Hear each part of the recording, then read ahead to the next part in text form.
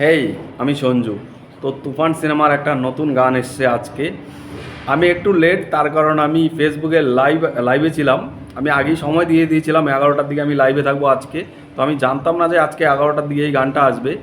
আহ, তাই লাইভে ছিলাম, ওখানে প্রায় 20 মিনিটের মতো লাইভ করেছি। আপনারা আমার ফেসবুকে যেতে পারেন, আর আমি লিঙ্ক ডেসক্রিপশনে দিয়ে দিব। সেখানে গিয়ে আমার লাইভ দেখতে পারেন, আমাকে ফলো করতে পারেন। ওখানে আমি অনেক কন্টেন্ট বানাই। যাই হোক, আমার কাছে এই গানটা কেমন লেগেছে তো দেখুন। এই গানটা একটা ফ্রেশনেস গান, মানে একদম মুগ্ধতা, স্নেহতা, একটা দুষ্টু মিষ্টি খুনসুটির একটা গান। ভালোবাসা লুকিয়ে রয়েছে, কিছু ফাজলামো হচ্ছে, বেশ ভালো। গানের ভিজুয়ালি দেখতে বেশ ভালো লাগছে, লোকেশনগুলো সুপারব লাগছে। এবং যখন একটা থিয়েটারের সিন রয়েছে, থিয়েটারের ভেতরে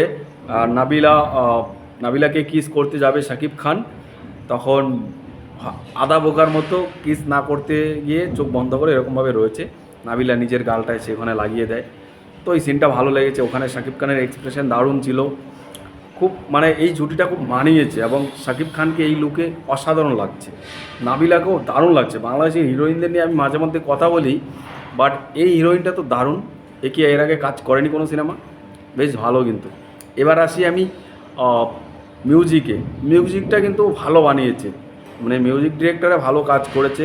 ক্যামেরা শ্যুটগুলো ভালো ছিল, কালার গ্রেড দারুণ দুর্দান্ত। সব থেকে যেটা এই গানের প্রশংসা করতে হবে সেটা হলো কণ্ঠ।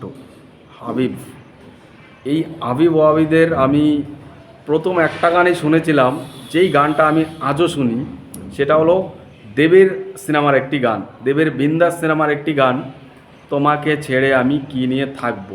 ওই গানটা ইউটিউবে এখনও 50 মিলিয়ন প্লাস ভিউজ করেছে। তুলসী কুমারের সঙ্গে গানটা গেয়েছিল। আপনারা একবার গানটা শুনে আসবেন, জানি অনেকেই শুনেছেন। বিন্দাস সিনেমার ওটা বিখ্যাত গান।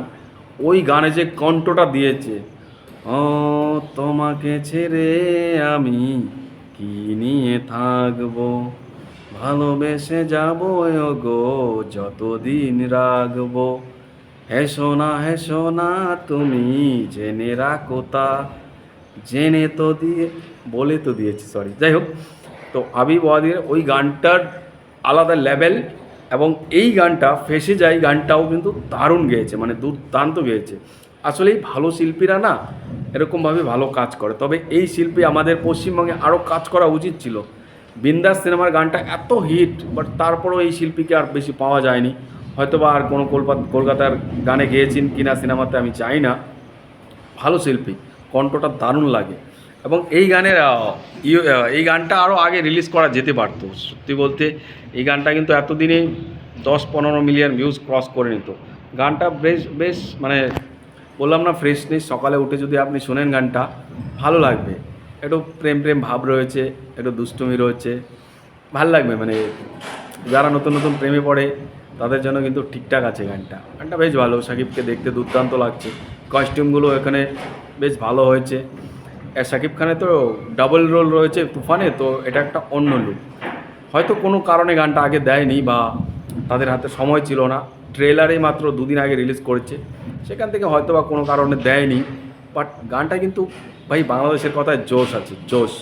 এই গানটার আমি রেটিং যদি করি আউট অফ 5, 4 আমাকে দিতেই হবে, কোনো কোনো কথা নেই। মানে গানটা ভালো লেগেছে। আর আপনারা এইভাবে সাপোর্ট করুন, আপনাদের সাপোর্টে আছি। আর ব্যাপার হলো গিয়ে তুফান 2 দিন পর আমাদের এখানে রিলিজ করবে, তো আমি চাই আমাদের এখানে ব্যবসা করুক।